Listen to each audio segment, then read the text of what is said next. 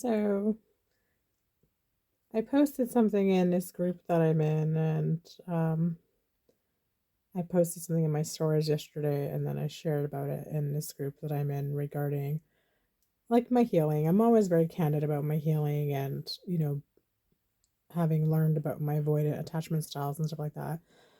Um, it's something I share a lot, not because I just want people to know my business, but because I think it's important to share like vulnerable parts of ourselves, because these are not things we usually talk about with people, and when we don't discuss these very like deep like emotional things and experiences that we go through, it's very easy to feel like isolated and alone in your feelings with them. So I like to share my experiences in hopes that if anyone else is going through that, they have some semblance of like solidarity or support or clarity around like what the hell's going on in their inner world, right? Because let me tell you, like going through healing can be so freaking confusing and hard already as it is. So if you can find the people out there um who have shared your experiences and are talking about it, then you go and find that, like join those groups, talk to those people, whatever that looks like for you. So let me share my experience. Recently, I've come to the I guess you can say the conclusion of a cycle in my life, um, where it feels like it's something I was battling for like a long time. For whatever reason, I'm not going to place any labels on it, because I think at this point it's irrelevant. At the end of the day, everything is about ourself and our own growth. And no matter what our journey is, and no matter what the reasons is that people cross our paths or whatever our experiences are, I think the takeaway from everything is how is this impacting me now, and what can I take from this? What can I learn from this? And how can I move forward from this, right? And so with that, I've had to like really get really raw and honest with myself about like what was I um what can I take at like face value from these situations that I've been going through. And I've talked about like my experiences with narcissistic abuse, but not only that, but also just being really drawn to like very emotionally avoidant people. And so I had to be I had to reach a level of honesty with myself that this is very uncomfortable. Massimo's leaving. He's like, I don't want to listen to this crap. That's fine. So I should have put my thing here, my tripod, but it's okay. I just had to reach a level of honesty with myself where I had to examine like where I was coming from, and regardless of what is happening in our energetic world, or what's meant to be, or whatever our soul families and soul connections are, like at the end of the day, I think those are kind of irrelevant, and that we need to make decisions based on our inner world and where we are right now, and what's working for us and what's not working for us. Because I feel that if we it can get like you can get to a really dangerous place when you start to like ruminate and try to continuously cycle through like trying to figure things out, and at some point you have to just accept and let go and surrender and move on from things in your life. So upon doing that, it made me think about a lot of my, sorry, it sounds very vague, but without having to get more into detail, let me continue. When we begin to do that deep healing and start looking at ourselves really honestly, and um, our own accountability and participation in things, then you start to look at the places in the past where you were the one who was the villain, who was the one who showed up as the person who could have been better, etc. And I definitely have a few instances in my life where I was that person, and it's something that I, in retrospect, I regret, and I could have acted much better in those instances.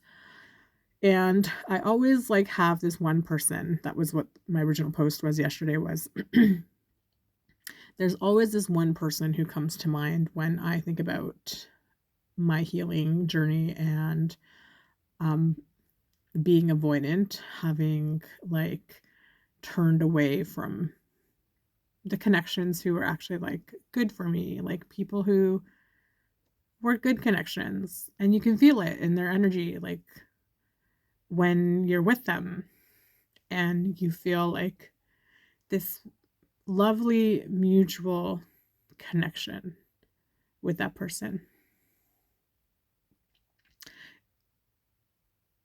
And I remember I was really young at the time, but in retrospect, like I can tell that like my avoidant behavior was present very, very at a young age. And um, I basically had a situation where I did not want to pursue a relationship with someone, but he did. And he was really heartbroken over it. And he thought it was something more than it actually was. And he had a different like a different perception of what was going on. Um and that was very difficult because I felt uncomfortable, and then I was kind of feeling even like resentful towards him and all this stuff. And in retrospect, like I know it was like so long ago and I was super young, but in retrospect, like it it makes me like think about things like about how I turned away like the people who were good for me, good connections. And this guy was super amazing. Like he was really wonderful. And, I'm in a place to really recognize that now. And it's funny because when you start to change your patterns, and I have this whole like changing your patterns hypnotherapy like thing going on in this package. When you begin to change your patterns, what you find attractive and what you don't find, like what you used to find attractive, you no longer do it when you're doing the healing and changing your subconscious patterns and things that are really healthy and stuff, you suddenly do find those attractive. And sitting here and recognizing that this guy was like kind of like almost like the whole package. I mean, this is like so long ago, but still. And seeing that I had such a gem in my presence and that I totally fucked that up like more than anything in my life. I just like feel so much like remorse for that. And he was pretty heartbroken over that. And he was like amazing. He was such a nice guy and he was so sweet. He was funny and super like smart and kind and like just a sweet, good. He was a good guy. He was a really good guy. And I was attracted to dirtbags, assholes, shitty people that were shitty to me. And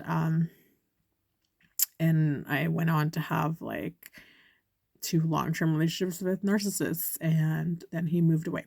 And that we lost touch like years ago. Like, but my point isn't because I'm trying to rekindle a relationship with this guy. This was so long ago. But my point is that I'm in a position now when you start to do your healing to examine like where you were the villain, like I said in the past, and that recognition of like when you had something that was actually good and how you let it go. And why am I sharing this stuff? It seems like so weirdly personal and vulnerable, but I'm sharing it because when we think about these things, it's not because we want to shame ourselves and be like, you fucking are so dumb. Like, how did you do that? Like, we already know that, first of all. But it's also like in a place for like it's also to be in a place of like such deep awareness, and it's almost like a sacredness there because you are finally in a place where you have such clarity and that recognition, and you know that you've reached a place where you've done enough healing and changed your programming and stuff that you could only hope that now you'll have the chance for that to swing by you again, because you know that you won't let something like that pass you by anymore, and that it wasn't your fault back then. Like, you know, I was young. I didn't know I had all this wounded patterning from my own abusive upbringing, and that I just had programming that made me choose other people who were equally like who exhibited that type of like dynamic with me.